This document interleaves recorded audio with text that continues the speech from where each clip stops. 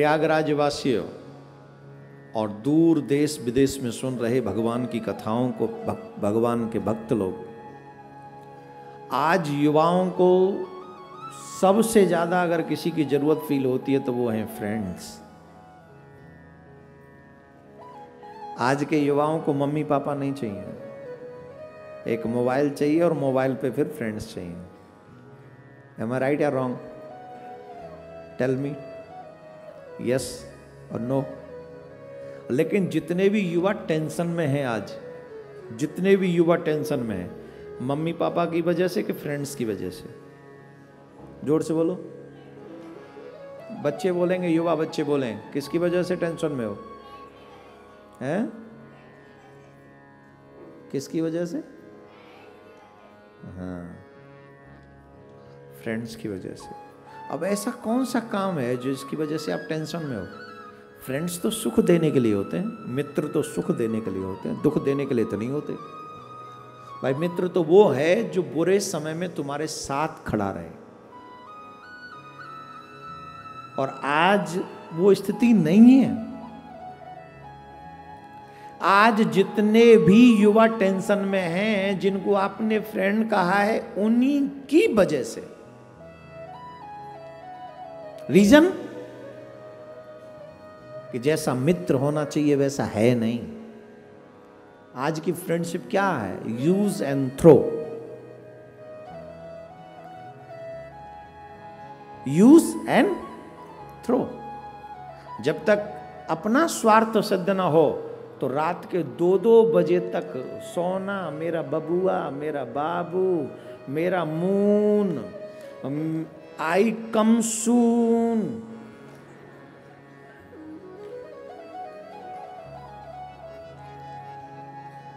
और जैसे ही स्वार्थ सिद्ध, कोई फोटो ब्लैकमेल करने की धमकी देता है, कोई ऑडियो रिकॉर्डिंग को ब्लैकमेल करता है, कोई कुछ किसके द्वारा कहता है, या तो मेरी ये बात मानो, नहीं तो मैं तुम्हें बता दूंगा। तुम्हारी ये बात मालूम है ना, किसी को नहीं पता, मैं जानता हूं। कौन है वो?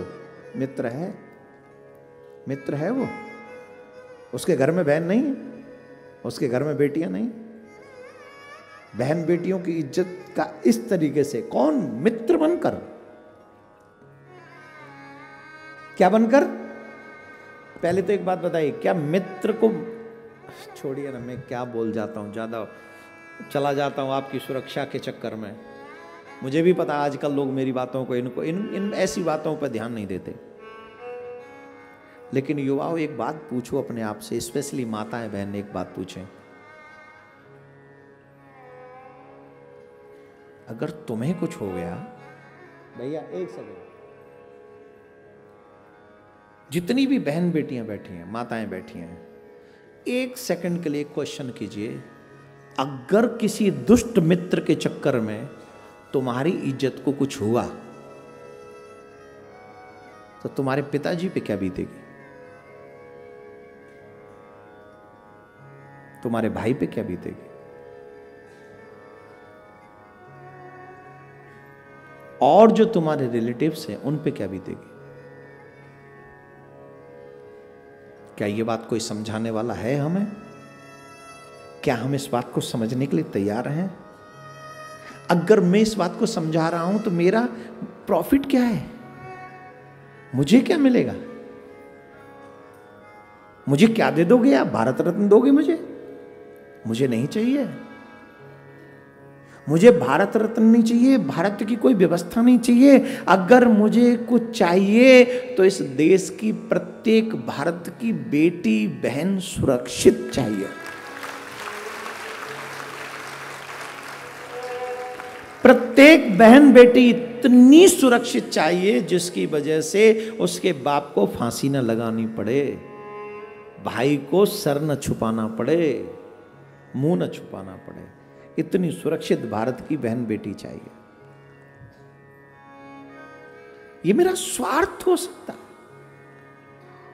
आपके प्रति मेरा ये स्वार्थ है। अगर आप इसे स्वार्थ समझते हैं तो प्लीज मुझे आप स्वार्थी कह लीजिए, लेकिन मेरे भारत की बहन बेटियों को सुरक्षित कर दीजिए। प्रत्येक और जो लोग ऐसा करें उनको कठोर सजा दीजिए।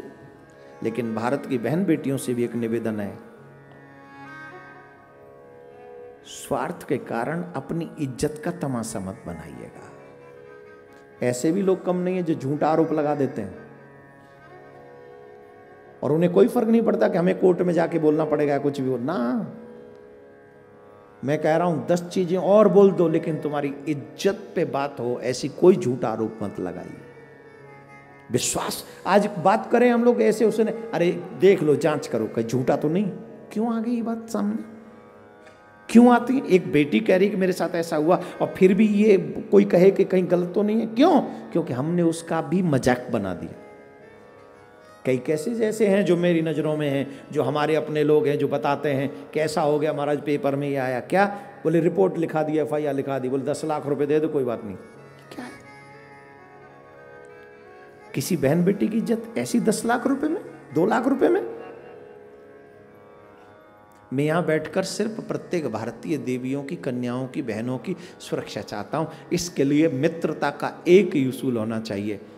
अगर आपको मित्र चाहिए ना तो किसी सहेली को ही बनाना अपनी मित्र, और सबसे अच्छी मित्र तुम्हारी माँ है, तुम्हारा पिता है।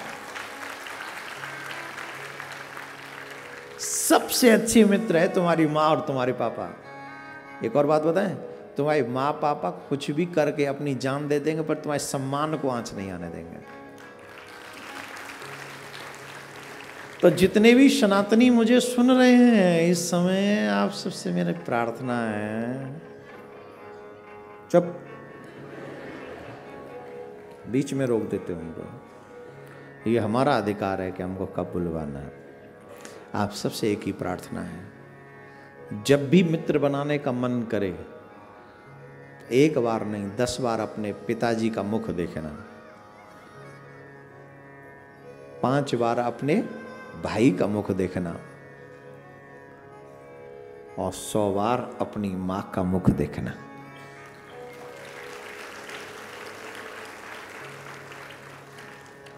मैं विश्वास के साथ कहता हूं, आप अपने आप को सुरक्षित महसूस करोगे और कोई गलत कदम नहीं उठाओगे।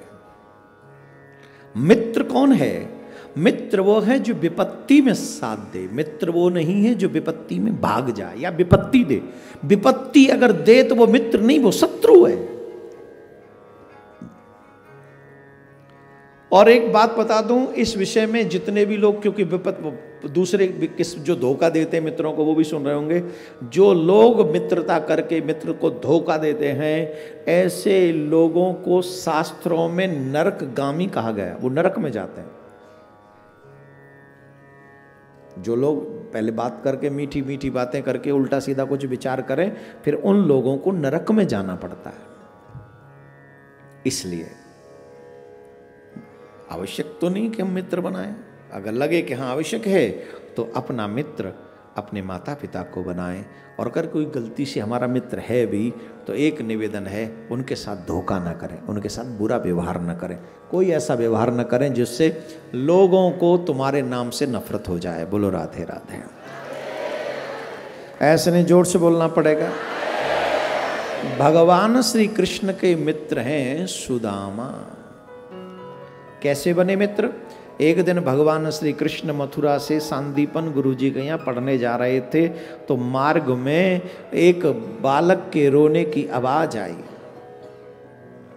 और जब बालक के रोने की आवाज आई तो भगवान ने सारथी से कहा जाओ देख कर आओ कौन रो रहा है।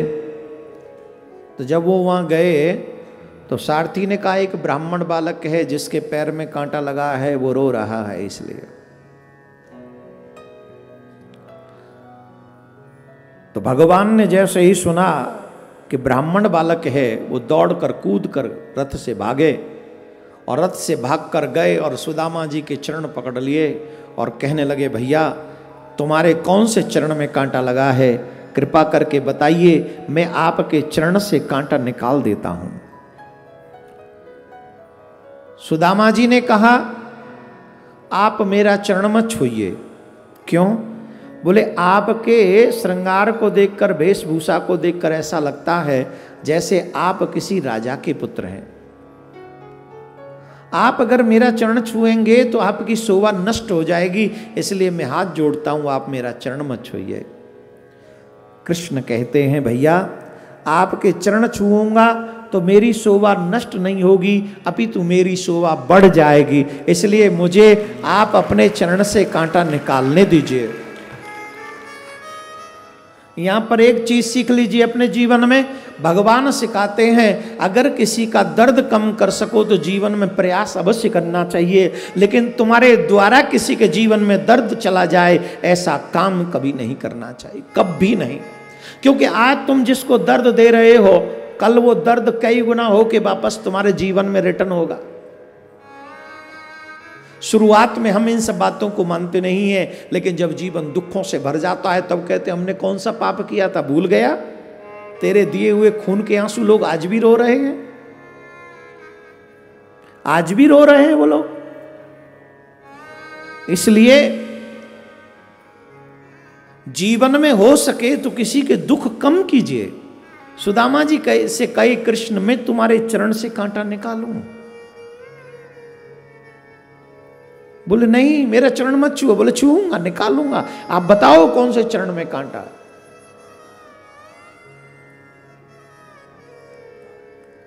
भगवान श्री कृष्ण कांटा निकालने लगे।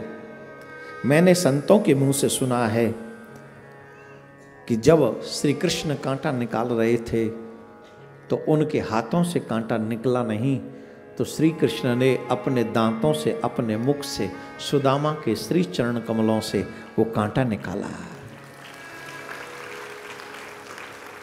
अपने मुंह से अपने दांतों से कांटा निकाला। मेरे कृष्ण निकाला। अरे इस दुनिया में कोई ऐसा व्यक्ति है जो तुम्हारे पैर से कांटा अपने मुंह से निकाले? कोई रिश्तेदार है तुम्हारा? कोई हो बताओ मुझे। ऐसे कृष्ण को भूले बैठे हो जो तुम्हारे जीवन के हर एक कांटे को निकालने के लिए तैयार है। इस संसार में ना कांटा निकालने वाले नहीं है, इस संसार में कांटा चुभोने वाले हैं। जब जब कुछ काम करोगे लोग कांटा चुभोएंगे, जब जब आगे बढ़ोगे लोग कांटा चुभोएंगे। लेकिन जब दुनिया कांटा चुभोती है तब मेरा कृष्ण कहता है चिंता मत कर, मैं तेरे जीवन का कांटा निकाल दूंगा।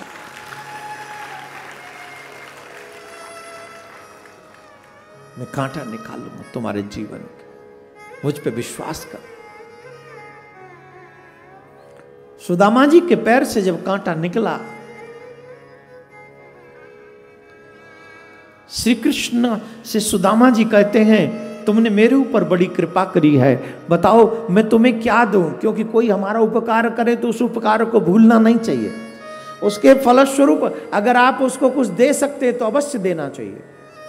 ऐसे नहीं कि किसी ने हमारी हेल्प कर दी और हम चले आए, नहीं, उसके उपकार को याद करो।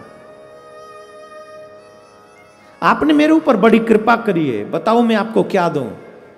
कुछ देना चाहता हूं पर मेरे पास कुछ नहीं है, मैं क्या दूं आपको। श्री कृष्ण कहते हैं अगर तुम मुझे देना ही चाहते हो तो जिस चरण से मैंने कांटा निकाला है उस चरण को मेरे सर पे विराजमान करा दो, मेरे सर पे स्पर्श करा दो, आपकी बड़ी कृपा होगी। सुदामा जी ने दौड़ के टाइट हग कर लिया। मेरे प्यारे, तेरे जैसा कौन इतना अच्छा दयालु होगा, इतना दयालु, उपकार भी करे और इतनी दीनता भी रखे। आजकल तो आप किसी से रास्ता पूछो, भाई साहब हमें संगम जाना है, रास्ता किधर है, तो सिर्फ संगम का रास्ता बताने के बदले वो आपसे एक अपेक्षा रखता है, थैंक यू बोलेगा। और नहीं बोला तो अरे बड़ा गंदा आदमी, एटीट्यूड तो देखो, धन्यवाद भी नहीं बोला, सिर्फ रास्ता बताने वाला भी। हंसो मत, तुम भी उन्हीं में से एक हो।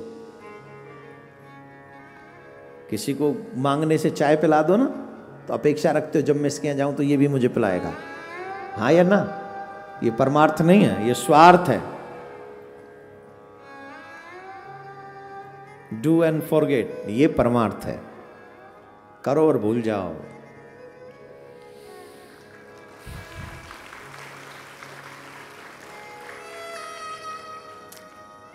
कृष्ण ने कहा जिस चरण से कांटा निकाला है उसको मेरे सर पे रख दो।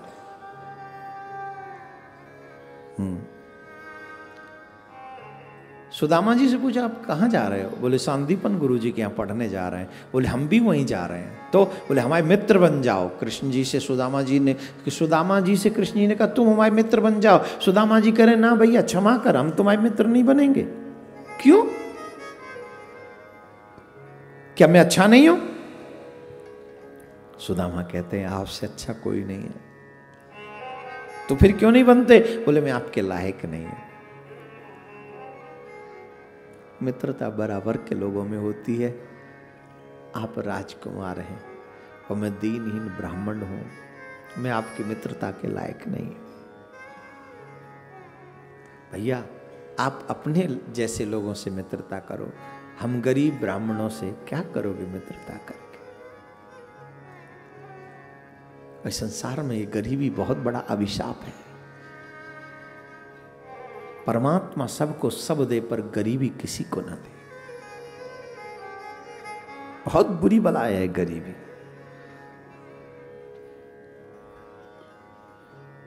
कृष्ण कहते हैं एक बात कहें, हमारे मित्र बनने लायक हो तो तुम ही हो, कोई और नहीं। तुम हमारे मित्र बनने लायक हो।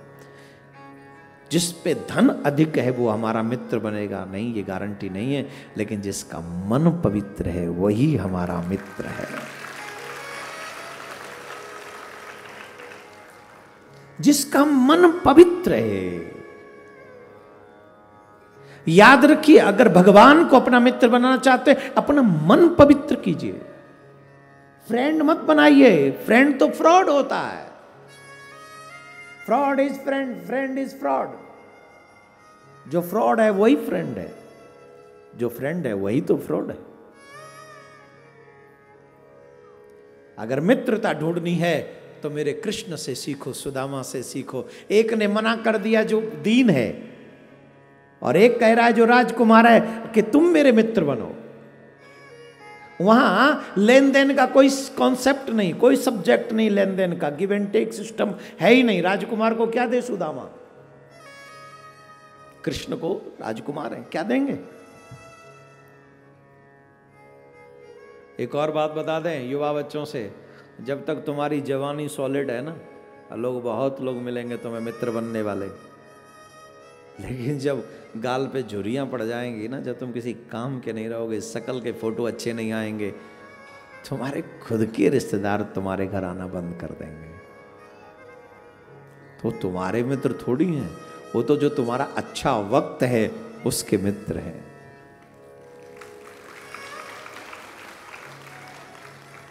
एक शब्द है, गाना है, वो जवानी जवानी नहीं जिसकी कोई कहानी अच्छी होनी चाहिए, बुरी नहीं। चरित्रवान जवानी होनी चाहिए, चरित्रहीन जवानी नहीं। इसलिए देश के युवाओं, तुम्हारे आगे पूरा भविष्य पड़ा है।